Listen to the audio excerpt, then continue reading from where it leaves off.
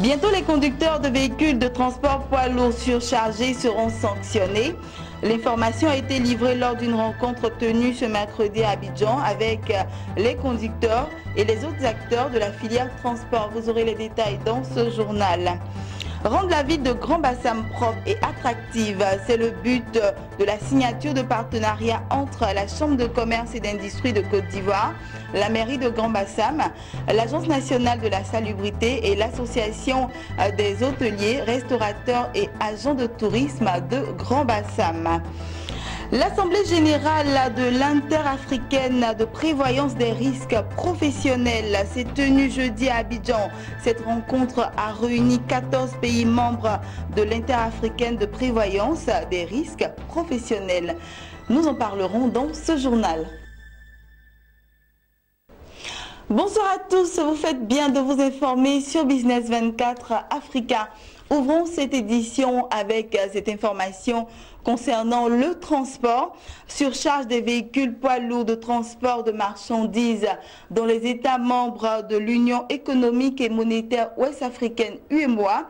Désormais, des sanctions à l'encontre des conducteurs qui vont enfreindre aux lois. L'information a été portée à tous les conducteurs et autres acteurs de la filière au cours d'une rencontre qui s'est déroulée ce mercredi à Abidjan à l'initiative du Haut Conseil du patronat des entreprises de transport routier de Côte d'Ivoire. Suivons le reportage de Jérémy Aouré et Lignon Gilbert. À compter de ce samedi 1er avril 2017, entre en vigueur le règlement 14 relatif à l'harmonisation des normes et procédures du contrôle du gabarit, du poids et de la surcharge à l'essieu des véhicules lourds de transport de marchandises au sein de l'Union économique et monétaire ouest-africaine UEMOA, notamment en Côte d'Ivoire. Lors d'une rencontre ce mercredi à Abidjan et qui a vu la participation des syndicats de transporteurs, de conducteurs de poids lourds et bien d'autres acteurs opérant dans le secteur ainsi que des représentants de structures de pays de la sous-région, le directeur général du Haut Conseil du patronat des entreprises de transport routier, Diaby Ibrahim, s'est voulu clair et précis après les différentes phases de sensibilisation. L'entrepreneur du transport, qu'on appelle le bon transporteur, c'est celui qui préserve 3 facteurs importants dans son entreprise.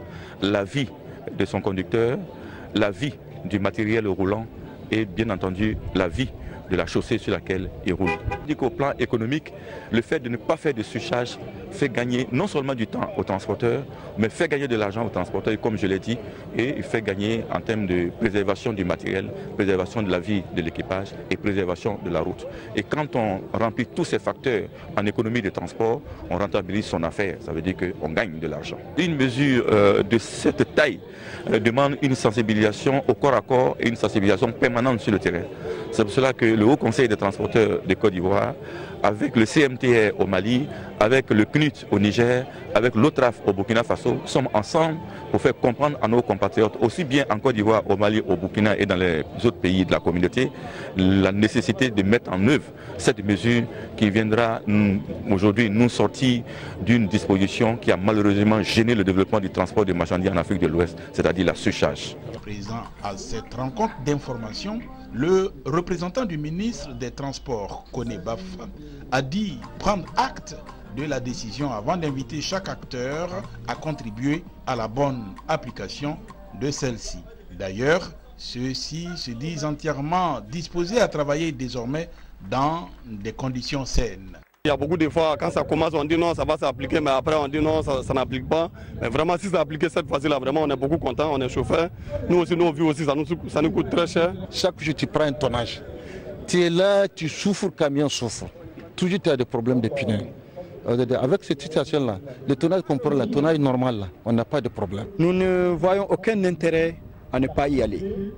Est-ce qu'il y va de l'intérêt des transporteurs? Nos transports vont aller bien, j'espère.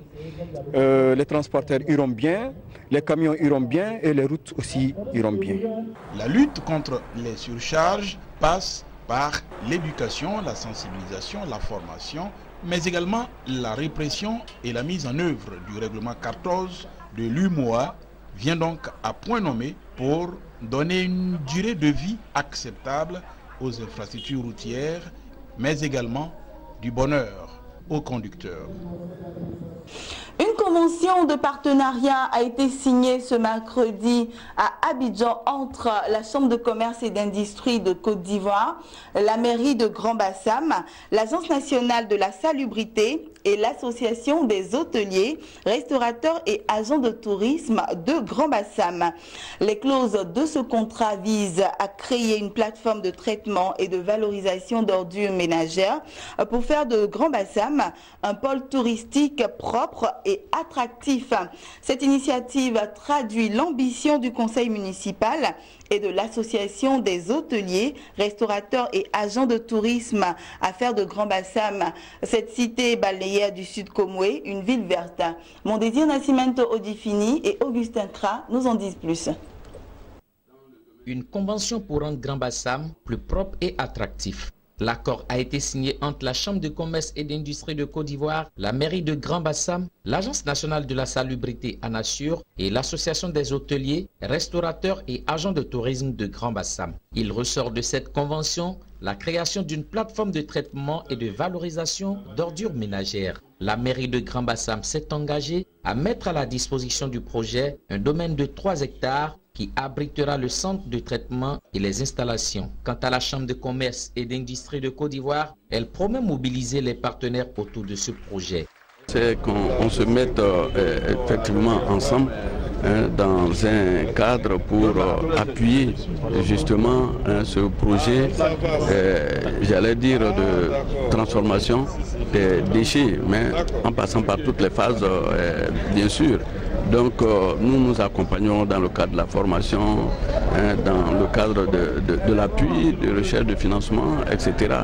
Donc nous apportons notre concours à ce niveau.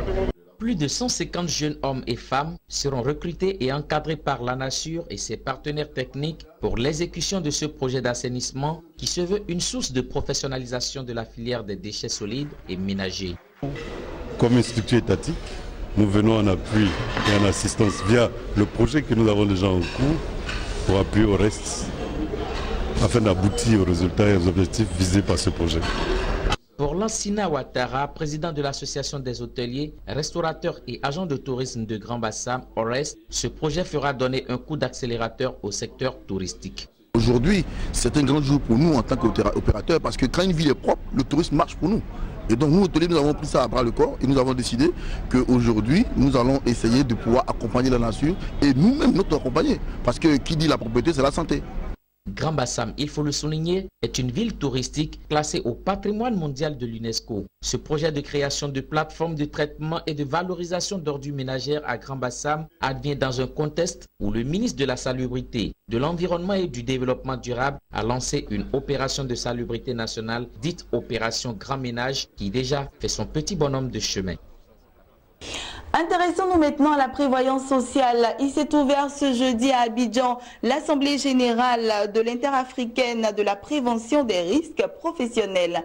Organisée par la Caisse nationale de prévoyance sociale de Côte d'Ivoire, cette rencontre a réuni 14 pays africains membres de l'interafricaine de prévention des risques professionnels. Cette tribune se veut un cadre de concertation et une force de proposition qui favorise l'émergence de solutions communes et une meilleure utilisation des données en matière de prévention des risques professionnels. Max Soubi et Sorochelina. Évaluation des risques professionnels, gage d'une modernisation des outils de gestion de la santé et sécurité au travail. C'est le thème qui va animer pendant 2 jours la conférence générale annuelle de l'interafricaine de la prévention des risques professionnels AIPRP. Une rencontre qui a vu l'aéropage de personnalités venues de plus de 14 pays africains. Le but de cette rencontre est d'offrir un cadre d'échange entre agents des pays concernés afin d'améliorer leur rendement. Les caisses de sécurité sociale doivent se préoccuper de la sécurité au travail, que les travailleurs en entreprise, comme on dit, qui vient gagner son pain, ne viennent pas trouver la mort. Donc il faut que le travail se fasse en sécurité. Il y a des normes de sécurité que nos contrôleurs et tous ceux qui travaillent dans notre dispositif conseillent aux entreprises. Il y a aussi la santé des travailleurs, le cadre de vie dans lequel ils évoluent. Ce cadre-là doit respecter les normes d'hygiène en matière de santé. Autre point à l'ordre du jour de cette rencontre, l'attribution du poste de la présidence de l'interafricaine de la prévention des risques professionnels à l'Ivoirien Dénichal Kwasi, directeur général de la CNPS, Caisse nationale de prévoyance sociale de la Côte d'Ivoire. Il remplacera à ce poste le Camerounais Noël Alain Olivier, le directeur général de la CNPS du Cameroun. Retenons que l'IAPAP est inscrite dans une dynamique qui nous permet depuis plusieurs années d'ailleurs, et c'est ce que nous avons approfondi au cours de notre mandat, d'accélérer les méthodes, les procédés de prévention des risques professionnels, c'est-à-dire des maladies professionnelles, des accidents de travail. Il s'agit pour moi de faire en sorte que tous les organismes de sécurité sociale progressent et développent les activités de prévention. Vous savez que la notion de prévention, parfois on a l'impression qu'on injecte de l'argent sans forcément voir les résultats. Mais la prévention, elle est nécessaire. Elle vaut mieux que la réparation. Parce que quand vous êtes dans la réparation, non seulement vous allez payer de l'argent avec des fois même le versement d'une rente, mais en plus, c'est une compétence de l'entreprise qui ne sera plus disponible à 100%. Et sur le plan social, c'est une famille qui va avoir des difficultés parce que le chef de famille qui procure les revenus est en difficulté. Donc vous voyez que c'est sur le plan d'abord sécurité, sur le plan social et sur le plan de la compétitivité des entreprises. L'Assemblée générale de l'interafricaine de la prévention des risques professionnels prend fin ce vendredi avec la passation des charges entre Charles Denis Kwasi, directeur général de la CNPS Côte d'Ivoire, et Noël Alain Olivier, directeur général de la CNPS du Cameroun, à la tête de l'interafricaine de la prévention des risques professionnels. Et puis un mot de religion dans ce journal, la 12e conférence annuelle ordinaire de l'église méthodiste unie de Côte d'Ivoire s'est ouverte ce mercredi à Abidjan. Pendant 5 jours, les participants réfléchissent sur la vie liturgique et sociale de l'église à travers le thème « Allons donc pour un accompagnement réussi de la lutte contre la pauvreté ». Et il faut le noter, c'est la toute première conférence du 2e centenaire de cette confession religieuse. Jérémie Aouré et Lyon Gilbert nous en disent davantage.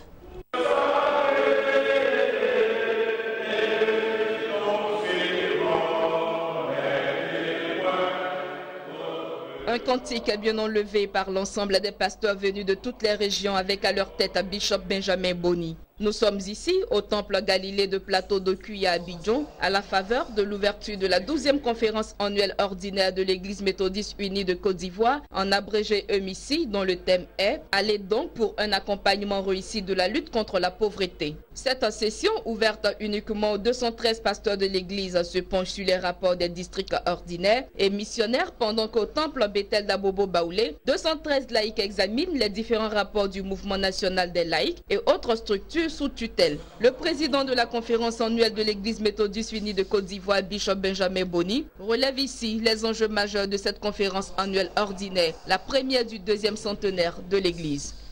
Ces assises se déroulent autour du thème « Allez donc pour un accompagnement réussi de l'entrepreneuriat ».